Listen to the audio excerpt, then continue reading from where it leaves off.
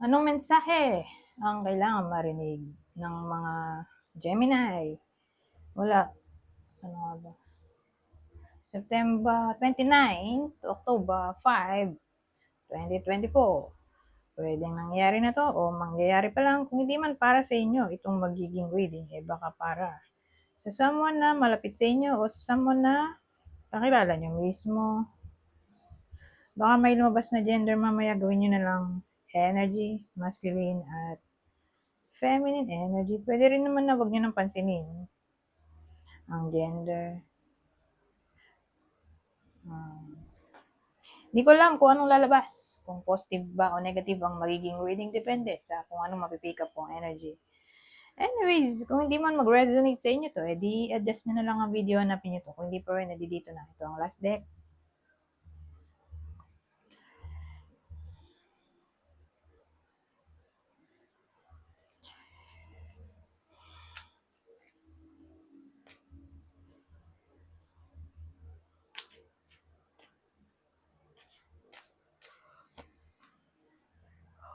Ano to?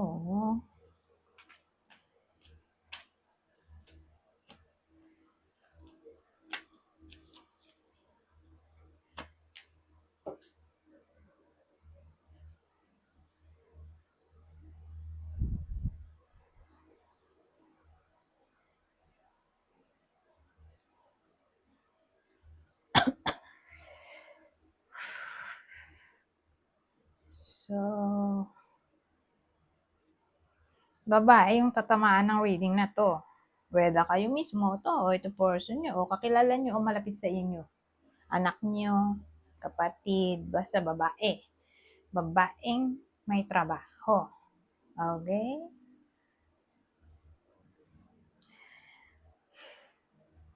Parang nahirapan siya sa work niya eh. Lalo na kung ito ay napalayo para mag-work. Napalayo ng bahay. Na-relocate para mag-work o mag-aral. Ganyan. Na para bang nowadays, ngayong 2 weeks, asahanan natin yung babaeng ito, nasa kabila ng stress, struggle, busyness,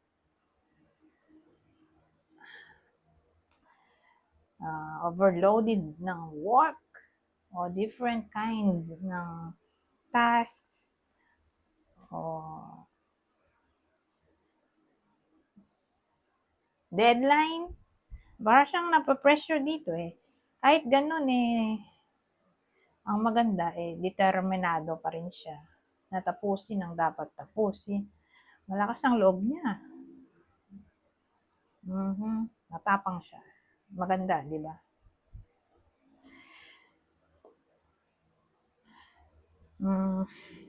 Anyways,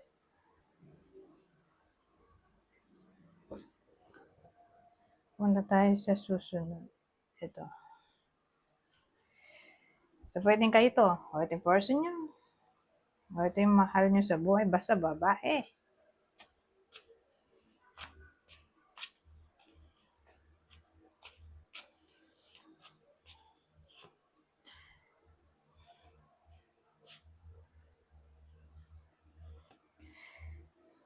Esperanza. May kanta nito. May ano to teleserye.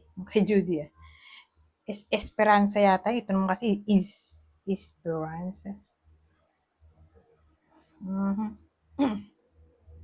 Anyways, ang dating dito sa week na to, asahan na may someone na maaring maging on and off sa buhay ninyo. Either nangyayari na to, o mangyayari pa lang na yun nga, ginog sila, o wala yung tao sa buhay nila, di nila maintindihan. Minsan, tetext sila, o i-call, pero madalas wala. Para bang mapapaisip yung iba sa inyo, ano bang nangyayari sa taong to? Kamusta na kaya siya? So, kung ganun ang case, ito may hope pa. Kasi Esperanza, I hope. Kung ano man yung wini-wish nyo, maaaring mag-manifest.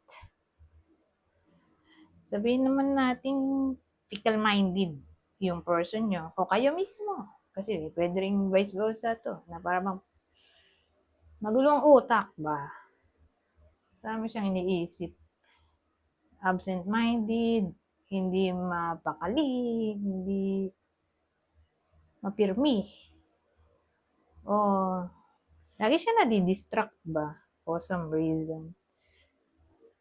So kung ganun ang sitwasyon, may pag-asa pa nga dahil sa Esperanza. Ngayon, sabihin natin, person nyo to. O, pwede rin na someone na malapit sa inyo. Tapos, tingin nyo ba hindi siya nagsiseryoso sa buhay? Eto, all of a sudden, biglang magkakaroon siya ng direksyon sa buhay.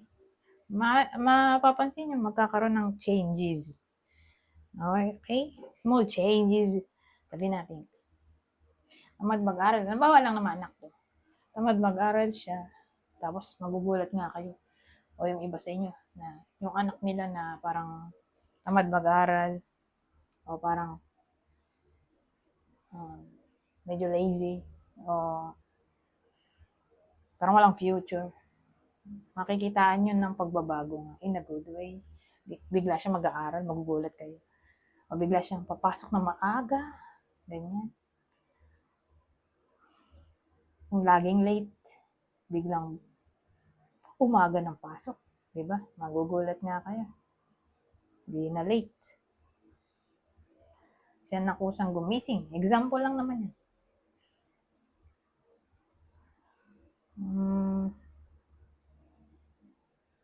O sabihin natin partner nyo to. Na yun nga, medyo may pagka-immature, responsible. So, yung hope natin all of a sudden, biglang magiging responsible. Yung person nyo. So, case-to-case basis naman kasi yan.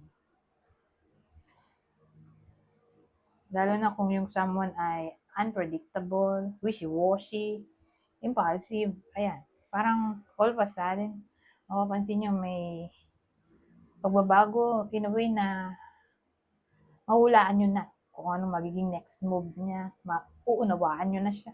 O yung takbo ng isip, ganyan. Ng person ng iba sa inyo.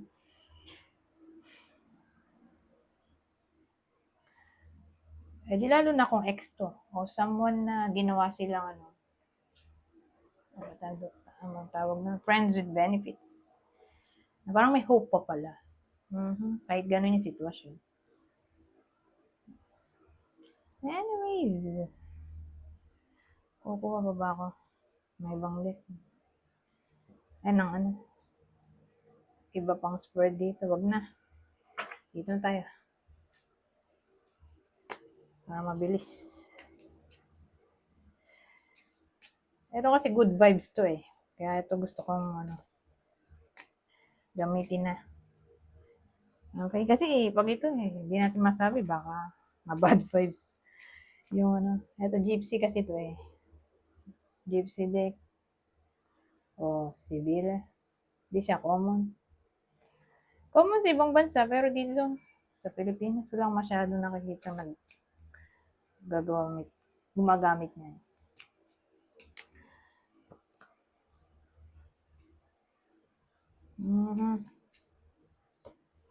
Anyways, wow, ito maganda. Abundance, emotion. O, di ba? Gusto ko to Oracle.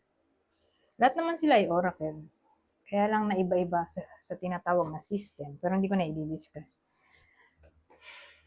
But anyways, ito, abundance. So, pag pinagsama mo yung abundance at emotion, so sabihin natin yung person ng iba sa inyo, o kakilala nyo mismo, o mahal nyo sa buhay, masyadong tahimik. Hindi maintindihan yung nadarama niya. Kasi hindi naman siya expressive ng feelings. So, this week, asahan natin na yun nga, biglang magugulat kayo. Kasi biglang naging romantic. biglang naging vocal ng kanyang thoughts, feelings, na parang bang may magic na maaaring mangyari. In a good way, di ba? Naging sweet ba? Ganyan. Pag pinagsama natin. Pero kung ito lang, maganda, di ba? Abundance in general. Pwede rin naman tong abundance, emotion in a way na reciprocation ng feelings. Di ba? Kung crush. May chance pa pala. O kung nagkaaway, may chance pang magkaayos. Kasi ang ganda nitong card, abundance. Tapos love, sabihin natin love to. May chance na ng positivity sa topic ng love. Ito last spread na to.